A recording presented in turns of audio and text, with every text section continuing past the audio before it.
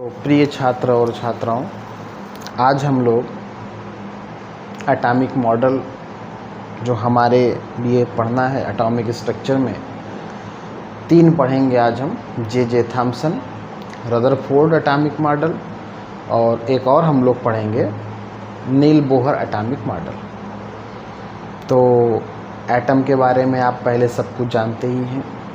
तो ये atomic model जब एटम कैसा होना चाहिए मॉडल में ही तो बात समझाई जाएगी। ये ऐसे हैं, इनके ऊपर ये चीज़ें हैं। तो मॉडल आप जानते ही होंगे बहुत अच्छे से, आप लोग तो बहुत ही ज़्यादा सुंदर तरीके से जानते हैं। हम यहाँ और मॉडल की बात नहीं कर रहे हैं, हम यहाँ पर मॉडल की बात कर रहे हैं। तो एटम के बारे में बात कर रहे हैं कि एटम कैसा है, सुंदर है और क्या क्या हो सकता है उसके साथ। आइए, जे थॉम्सन ने 1904 में ये मॉडल दिया था और इसमें क्या बताया था। पहला पॉइंट बताया कि जो एटम होता है वो इलेक्ट्रिकली न्यूट्रल होता है। ठीक, all positive charged spread up in whole as red part in watermelon। जैसे तरबूज में रेड वाला पार्ट होता है। तीसरा, electrons are arranged as black seeds are present in water।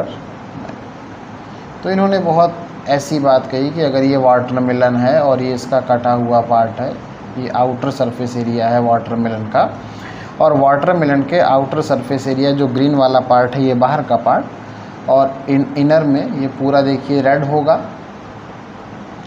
Red में क्या होंगे, ये ब्लैक सीड्स होंगे। तो जो रेड वाला पार्ट था उन्होंने रेड वाले पार्ट को बताया कि वो पॉजिटिवली चार्ज्ड, और जो ब्लैक सीड्स थे उनको किससे कंपेयर कर दिया कि वो इलेक्ट्रॉन। लेकिन ये मॉडल ज़्यादा समय तक नहीं रहा। 1904 के बाद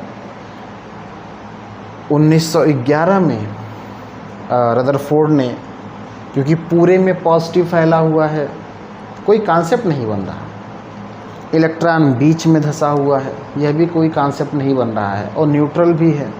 तो जो रदरफोर्ड को गलत लगा तो उन्होंने इस चीज़ को अपने न्यूक्लियर कॉन्सेप्ट से सही किया, है ना। तो इस तरीके से एक एक करके लोग आते रहे और अपने अपने कॉन्सेप्ट को देते रहे हैं, और सब ने अपनी एक एक बात बताई, सबकी बात सही थी। अब आप कहेंगे जे थॉम्सन गलत थे, इनको पढ़ना ही नहीं चाहिए। ऐसा नहीं है।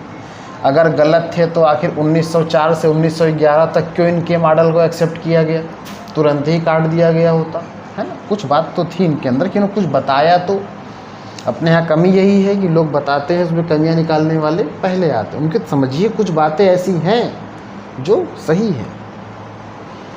तो हम लोग किसकी बात कर रहे हैं अब, रदरफोर्ड्स एटॉमिक मॉडल। रदरफोर्ड ने क्या बताया, रदरफोर्ड ने कहा ठीक है एटम इलेक्ट्रिकली न्यूट्रल है, राइट। ऑल पॉजिटिव पार्ट या positive charged are concern into small area, छोटे से भाग में रहता है, विच इज कॉल्ड न्यूक्लियस। उसे ही हम लोग क्या बोल देते हैं, न्यूक्लियस। तो पॉजिटिव के लिए जगह फिक्स किया, बहुत बड़ी बात थी।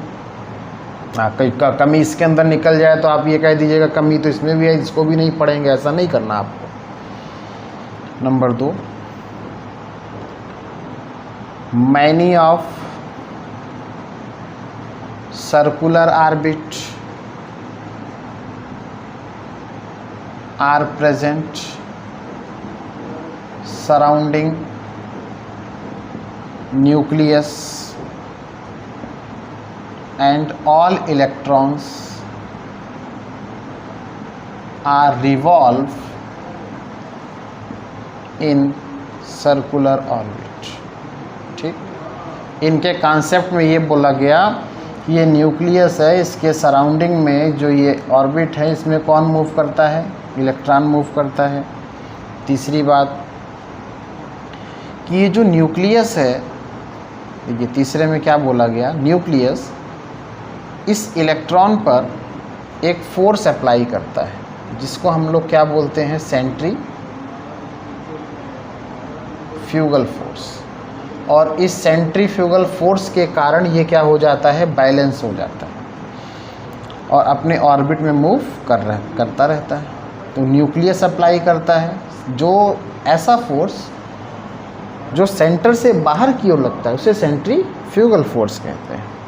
और इस मॉडल को प्लैनेटरी मॉडल क्यों कहा गया, क्योंकि जिस तरीके से सारे प्लैनेट सन के सराउंडिंग में मूव करते हैं उसी तरीके से इलेक्ट्रॉन भी क्या कर रहा है, इसके सराउंडिंग में मूव कर रहा है, न्यूक्लियस के सराउंडिंग में। तो हम कह सकते हैं as the planets revolve around the sun similarly electrons revolve around the nucleus, hence it is called, क्या कहेंगे इसे हम लोग, प्लैनेटरी मॉडल कहेंगे। बात समझ में आ गई क्यों कहेंगे।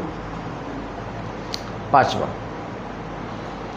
इन्होंने जो रेडियाई बता दी थी न्यूक्लियस की, एटॉमिक न्यूक्लियस की रेडियाई अप्रॉक्स 10 की पावर -13 टू 10 की पावर -12 सेंटीमीटर, और पूरे एटम की जो रेडियाई बताई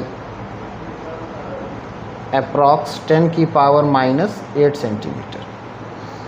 देखिए पहली बात तो कुछ चीज़ पता नहीं थी और जब बताई तो कम से कम अप्रॉक्स बताई, कुछ तो बताया इन्होंने। तो रदरफोर्ड मॉडल में इतनी बातों का जिक्र किया गया था।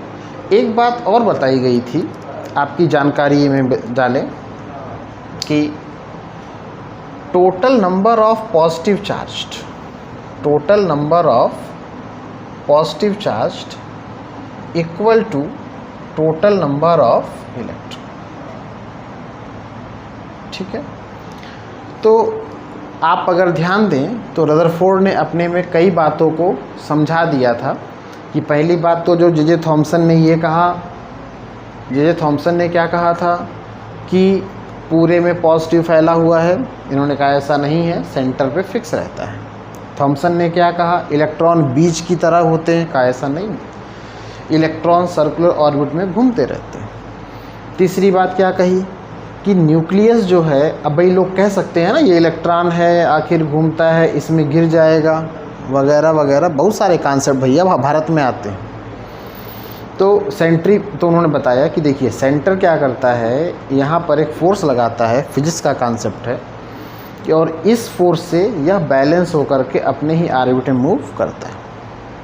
और रदरफोर्ड मॉडल को प्लैनेटरी मॉडल भी कहते हैं या इसी को आप न्यूक्लियर मॉडल भी बोल सकते हैं, क्योंकि जिस तरीके से प्लैनेट रिवॉल्व कर रहे हैं सन के सराउंडिंग में, इस तरीके से इलेक्ट्रॉन मूव कर रहे हैं न्यूक्लियस के सराउंडिंग में। तो एक कंपैरिजन है, इसीलिए इसको प्लैनेटरी मॉडल कहते हैं।